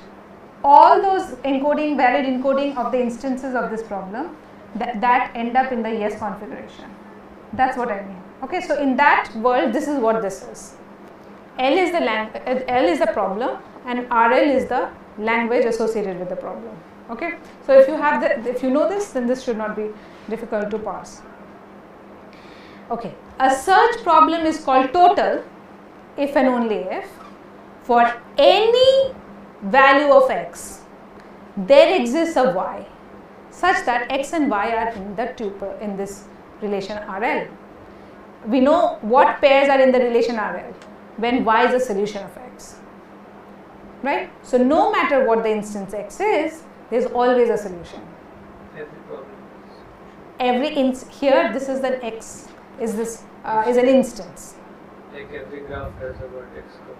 Yes, that sort of a thing. That would be a trivial this thing. In this case, let's take the example of Nash equilibrium, right? Okay, Yes. So for whenever you have a graph, if you think about that graph example, any graph, okay, x could be that graph, and there's always a pair that all of the vertices of that graph itself is a vertex cover, right? So the graph, comma, the encoding of the entire vertex set will always be in RL. But there are also smaller solutions. Also smaller subsets may be also part of the RL, right? Okay, so that is this thing. But here, if you think in terms of that Nash equilibria, Sperners and so on and so forth, X is some valid encoding of any of those problems, be it Brewer or Nash or Sperner, and Y is a corresponding solution. Okay, so RL, the set RL is always not empty. That is a total search problem. Okay, all right. Now we say a search problem L is FNP, function NP, if and only if there exists a polytime algorithm, okay, AL, and a polynomial function PL such that there is a language associated with this problem L and there is a polynomial associated with this language L which does a bunch of which has some additional properties. Okay, so far I have not said anything, I am just giving you some definitions. What we are saying is, for all pairs of x and y, if the algorithm, this AL x comma y equal to 1 means the algorithm when it runs on this pair x and y, it basically accepts. Okay, that should imply that y is a solution of x. If y is a solution of x, by RL relation, I know the pair x and y should be in RL. Okay? Is it okay? It feels like NP. No, I have said nothing of what about it feels like NP. Polynomially bounded. All it says is, what does it say? What about it suggests NP to you? Don't look at the first, all I have talked about is the first condition. Does it, the NP has the word polynomial in it. Have you talked about anything about any of it being polynomial? Why might not be polynomial? Yes, that's an additional condition we will say. So far, all this is saying is basically AL captures the relation RL. That's what this is. The algorithm captures RL, RL captures L. So basically they characterize, in that way they are like characterizing each other. Okay. So, and so there is a, that is a solution y to instant x can be verified as such. In a, okay, we have not said what that polynomial verification is. So that this is true. For all x, there exists y such that xy is in RL, would imply, okay, for any x for which there exists a y such that x and y are in RL, implies that there exists there exists a polynomially bounded certificate or a polynomially bounded solution that goes with x. So I am reading it as that way. So if you have for any x for which there is a valid solution y, okay, there is also a polynomially bounded solution, and that is z. So the polynomially bounded solution, we can say this because x comma z being RL precisely captures that property, that z is a solution of x, right? This is what, that was the definition of RL. So as long as there is a solution for any x for which there is a solution y, there is also a polynomially bounded solution for x. That's what this is. Okay? This is some strict fact. This is a definition. We are defining a search problem L is said to be in the class F and P. When we say in the class F and P, we means we declare the so NP is a class, P is a class, right? So we say L, the function, the problem L is in the class F and P if these conditions hold. There is an algorithm, right? There is an algorithmic description of this relation RL, and there is a guaranteed polynomially bounded witness or a solution. Let's call it a solution. Second condition is the NP condition. Correct?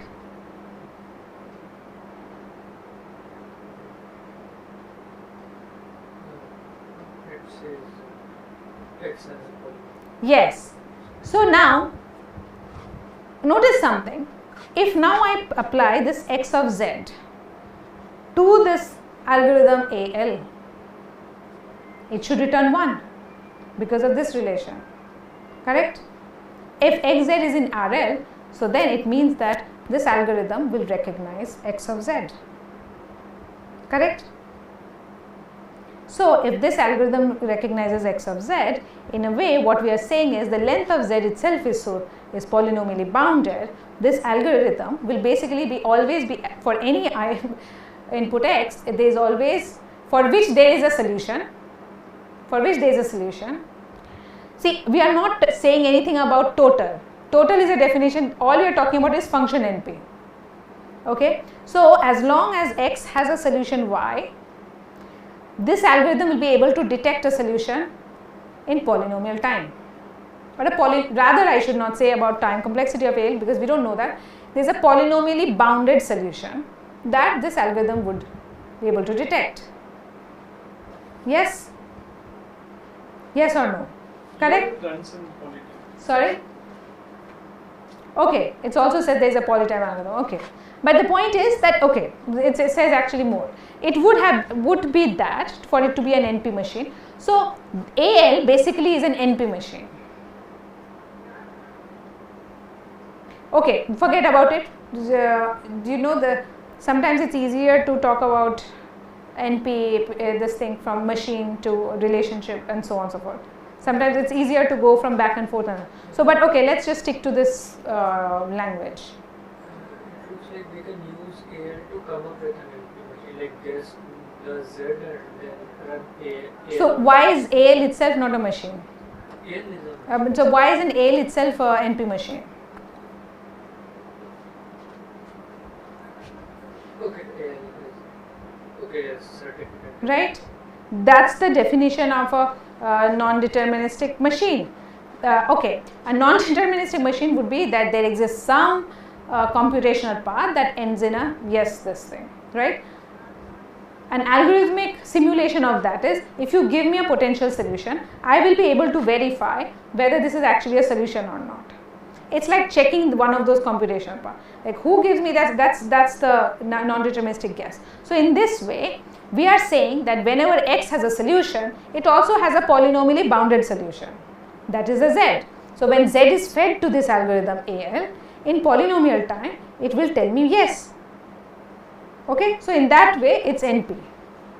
Okay, all right.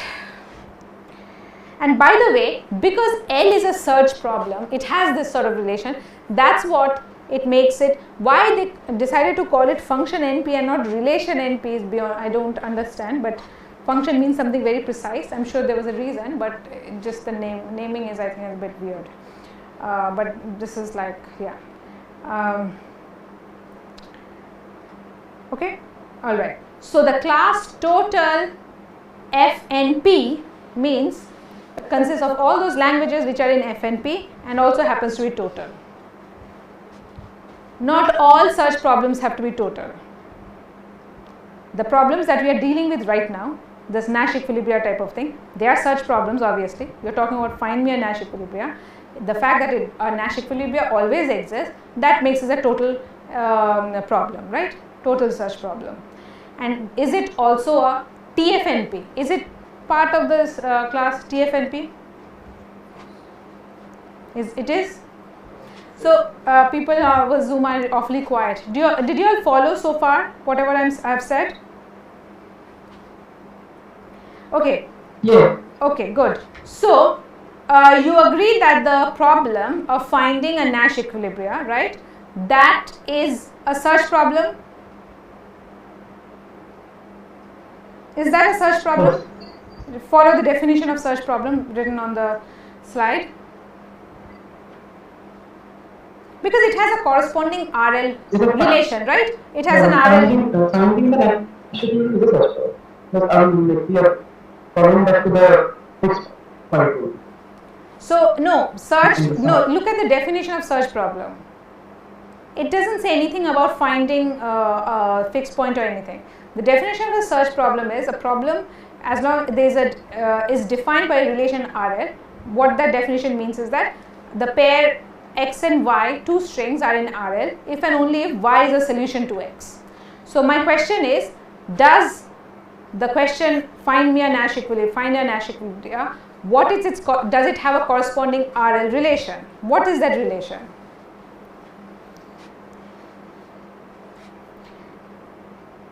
Take an instance of Nash equilibria, encode it in a 0-1 this thing. All like what is a Nash instance of Nash equilibrium? Bunch n players, their action space and their distribution space, all those things, right? Actually, you don't even have to have yes, and then and the payoff matrix, payoff utility function, and so on, and the corresponding y coordinate. Y would be all Nash equilibriums in this game, right? Yes. Sorry.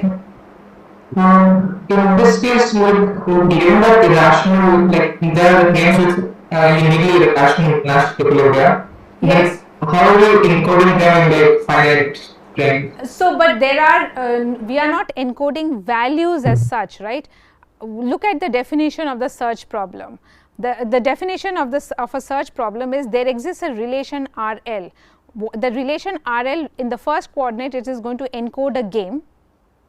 The game, right? The game as such is dealing with this sort of things, the bunch of players and their action space and their payoff matrices and their utility function. Solution, like that will have a just like for every player that will have a like mixed strategy distribution, right?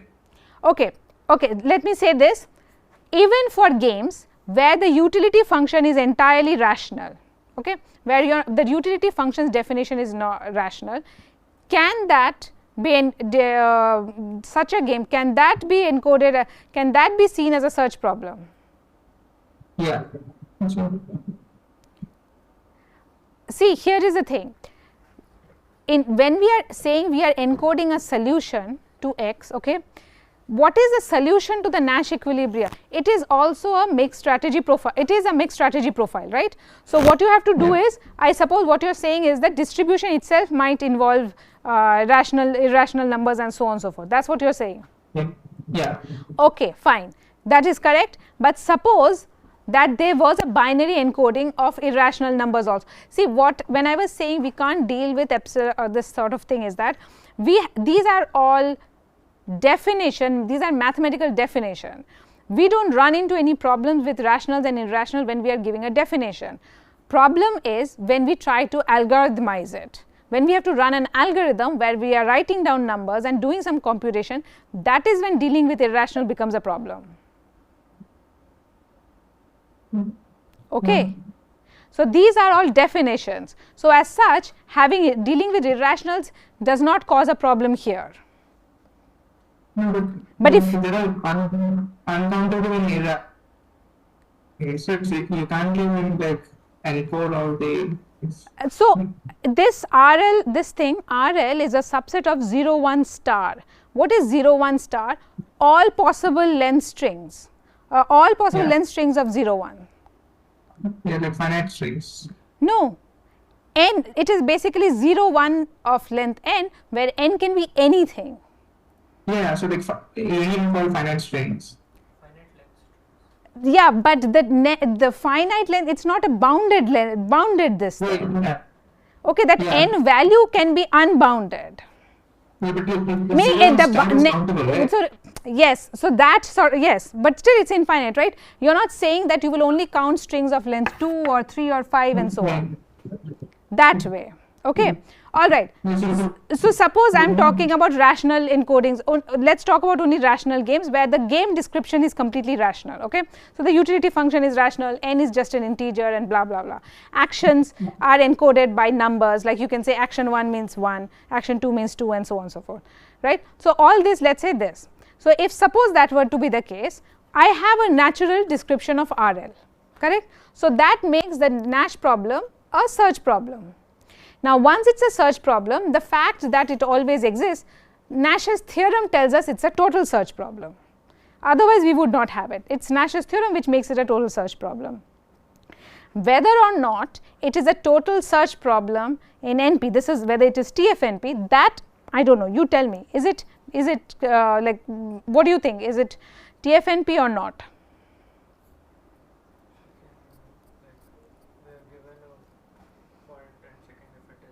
Yes, right, that is what it comes down to. For it to be a TFNP, this Nash problem, it would be like you give me a solution, a potential solution, I should be in polynomial time able to see whether this is a Nash equilibria or not, correct. So, is that TFNP? Quickly. Any of you people on Zoom? What? It is not in NP. Remember that alternative definition, that if this was not a Nash equilibria, somebody would have a unilateral deviation, would have a unilateral mixed strategy deviation. That also means there exists some action for that player, right. That means that he also has a pure strategy deviation. If something is not a mixed strategy, if something is not a Nash equilibrium, there exists a player with a pure strategy deviation. The pure strategy space is polynomially bounded in the input of the game. So, I can check for each player each of its pure strategy or one of its action and see he deviates, others remain fixed, right, whether he gets a strict payoff, strictly improved payoff. That is what a polynomially bounded algorithm can do. So, checking whether something is a Nash equilibrium, using that property is actually doable in polytime. Also, we are looking in terms of polynomial in the length of game description, not in the number of players. Yes, the game description, of course, that is the input, right. So, the number of players, the action and all those things, and the utility function. Okay, all right. So, now, so it turns out that we at least know, okay, Sperner, Nash, Brewer, all these problems, they are problem variant of it, they all happen to be in FNP, they also happen to be in TFNP, because you know that their solution always exists, because we know those theorems, right. Okay. Okay, so there is this notion of, this is important to know and try to relate it to some notion of completeness that you already know. Okay. What does completeness mean usually for a class X? What does it mean that the language is X complete? Okay, can be reduced to this problem. Is that all? So, that means that the problem is hard for the class X. Then is that all? Does hardness and complete? It also belongs Yes, there is a membership thing, you belong to that class and all problems within that class are reducible in within a certain amount of time that respects, that is an important thing, that how much time that reduction can work in to this particular problem, right. Okay. Now, because we are talking about NP, functional NP, the reduction should run in what amount of time? Yes, okay, that is the thing. Okay. So, a search problem L in FNP associated with, so we know that there is an associated algorithm L and this polynomial PL is polytime reducible to another problem L prime in FNP associated with AL prime. Okay, tell me something, when we prove membership, how do you, like what are the ways in which we prove membership? So, what does it mean string gets accepted? You will give a Turing machine description, you will give a Turing machine description and the Turing machine belongs to that particular class. That is okay, that is one way. Is it always easy to give a Turing machine description? So, guys, is it clear? How do we show membership? Like how many ways do you know how to show membership? So, completeness requires us to show membership as well as hardness, right. So, when we prove, when we want to say that a particular language belongs to a class X. So, one proposal was I am going to give a Turing machine description of a Turing machine that belongs to the class X such that that Turing machine accepts this language L. Okay. Another way is to say that okay, I am going to design an algorithm that belongs to this class this such that this algorithm accepts exactly that language. Okay, fine. Is that all? NP has this certificate definition for every instance. For every yes instance, there is a certificate. What certificate? Okay, fine. Tell me properly.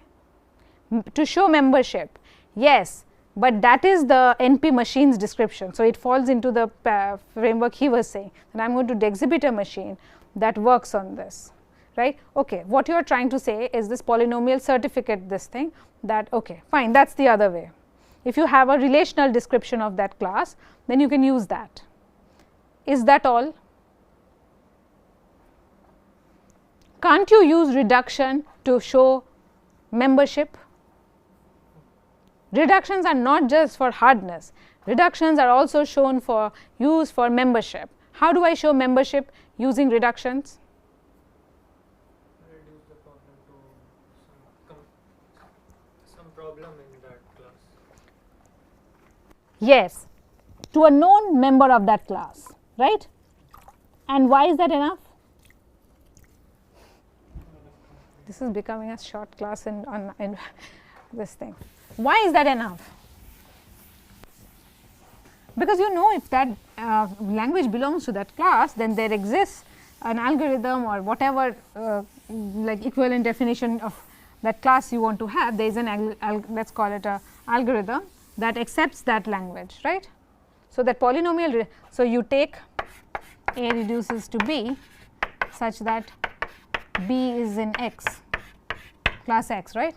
So, you can use that algorithm for, you use this reduction to convert any instance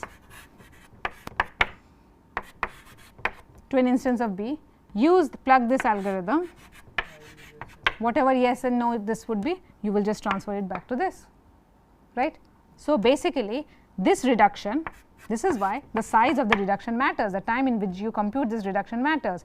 This time to create this reduction plus the time to run this algorithm for B, right, basically gives you the time taken to decide this instance I, correct?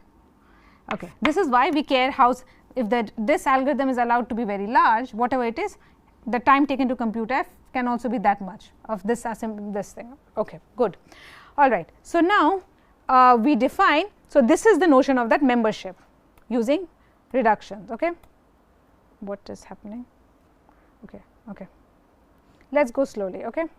So a search problem L in FNP associated with this algorithm, polytime algorithm AL, and this polynomial function PL is polytime carp reducible. Carp reducible means your natural notion of reduction to another problem L prime in FNP. See, L prime is assumed to be in FNP associated with its own algorithm and its own length class, okay, length function PL prime, if and only if there exists efficiently computable function f and g such that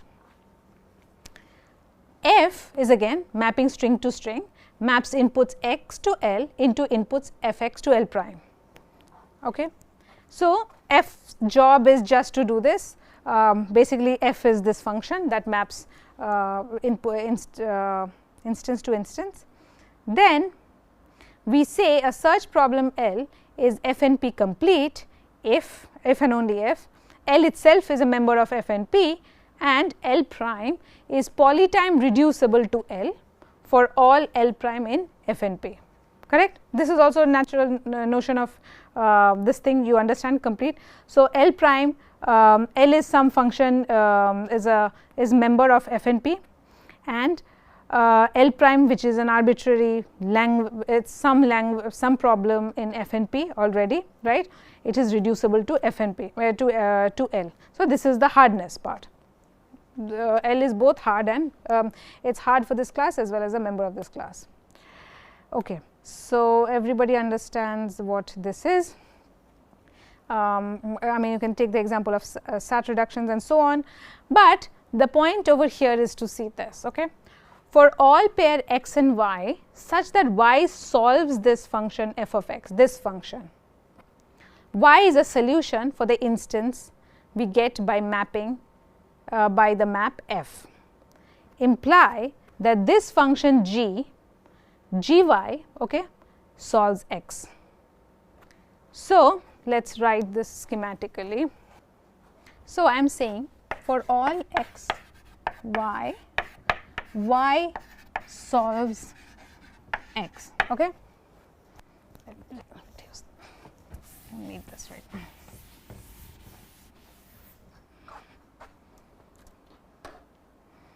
L, so fx implies this g applied, g, this is g should, g of y solves f of x. So, x was the instance of this thing, it was mapped to y, sorry, mapped to f of x. Okay.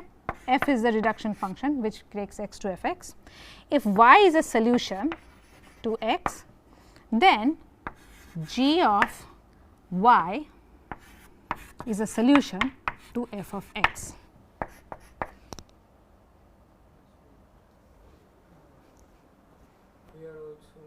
Okay. Wait, I am just talking about the first relation. If f is the function that reduces this, transforms this instance from x to f of x. If x has a solution y, let us just talk about, we are not talking about total, that it does not necessarily always have a if y is a solution of x, this function g when it applied to y gives a solution for f of x. Is this clear? Okay. Now, so what does that make? That if x is a yes instance, f x is a yes instance, correct? Okay. Now, for all x, if f x has no solution, okay, if f x has no solution, I map again to f of x.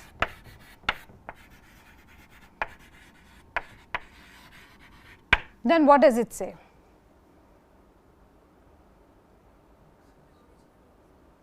Then what can we say? That then x also cannot have any solution.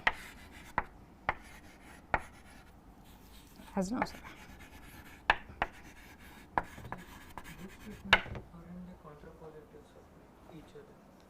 Meaning?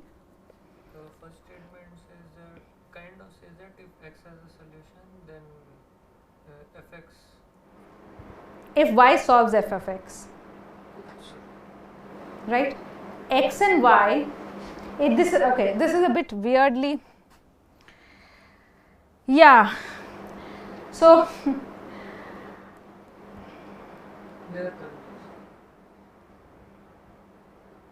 Yeah, yeah. So exactly. So we are talking. The first thing is about x and y, where x has this f. See, the function f exists no matter what. Whether x is a yes instance, no instance. F is this constructive object that we do for this thing without knowing the status of x, right? So all we can say is either x has a solution or it doesn't have a solution. And what does that meaningfully? If the reduction is saying something meaningful, it should say something meaningful about the object I reduce to, and so on, right? And the other way around. That's sort of the equivalence relation. So if x has a solution y, then that g function, right, mapped to this thing will basically gives rise to a solution for f of x. That's the thing. This, the solution of x or y, g maps it to an object that is a solution of this corresponding reduced instance f of x, right? That is what this says, no? That for all x and y, if y solves f of x, then g of y will solve x. This is weird. Yes. I'm sorry. Wait. Okay. The meaning wise, it is syntactically it's weird. The function f of g is x maps to f of x. What happened? Okay, let's start. It's a bit longer going on. Okay, so I'll stop fairly recent this thing. Okay, let me just continue a little bit. Let me leave this at a point where we can continue later. So what did we say? Y solves f of x.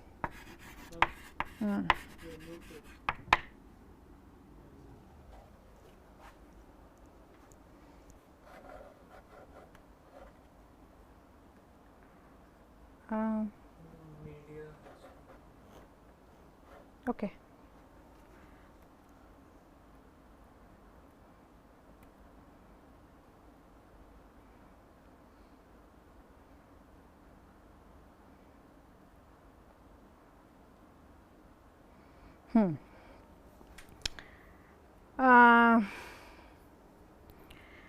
Y solves f of x.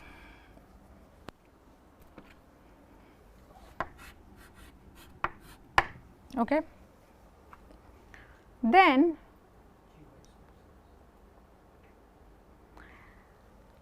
gy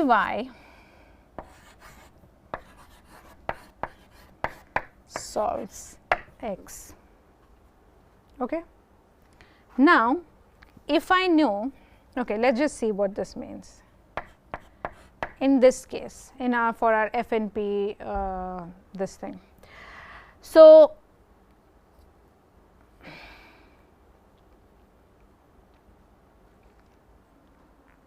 okay, let's just parse this definition a bit. It's very abstract and so on. What is again happening?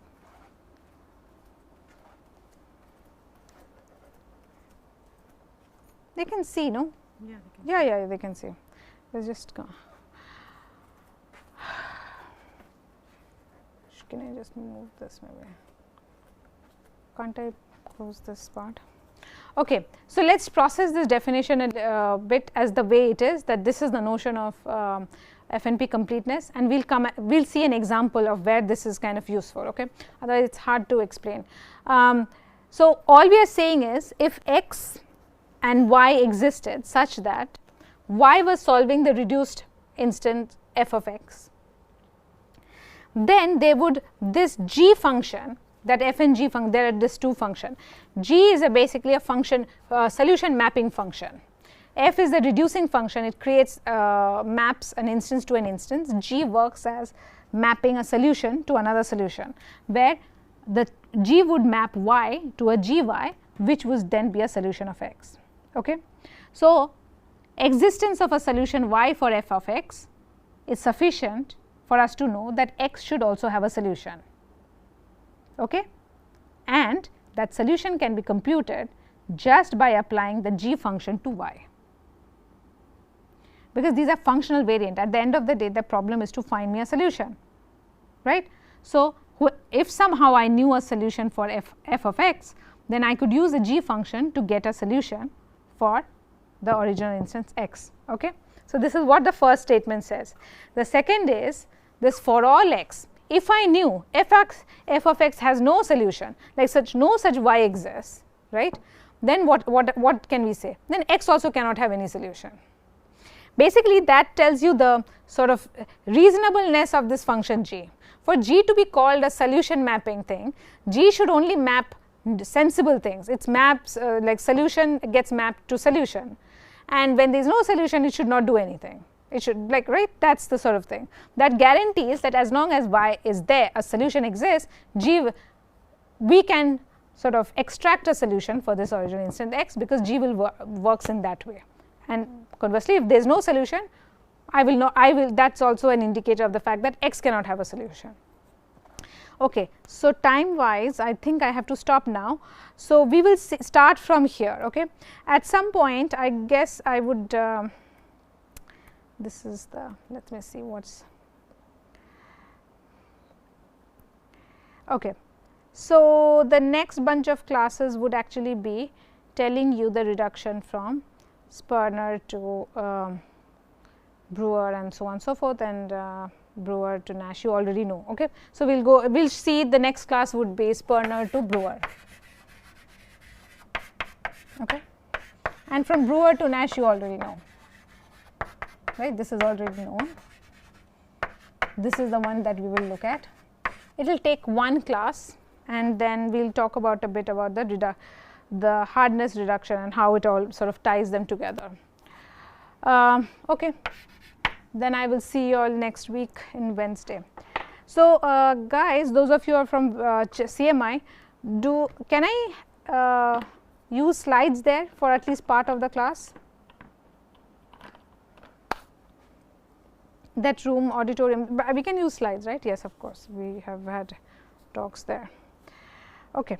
So, unless you have any questions, we can sort of leave for the day. There's a chat. There's a chat meaning? Okay, somebody is saying. Can't you yes, John, I will share, and also I am going to share a video from this recent ACM school, where it doesn't go into any of these much of these details that we will go through, but it kind of tells, it's a very nice lecture that Ramya did about comparing and contrasting this FNP and this sort of total class to these traditional classes that you all know about PN, NP and so on and so forth. Okay. So, I am going to share it, you all watch that to see like what, how sort of try to get this compare and contrast thing a little bit better before our next class. And yes, I will share this, the slides on this thing. Okay. Anything else?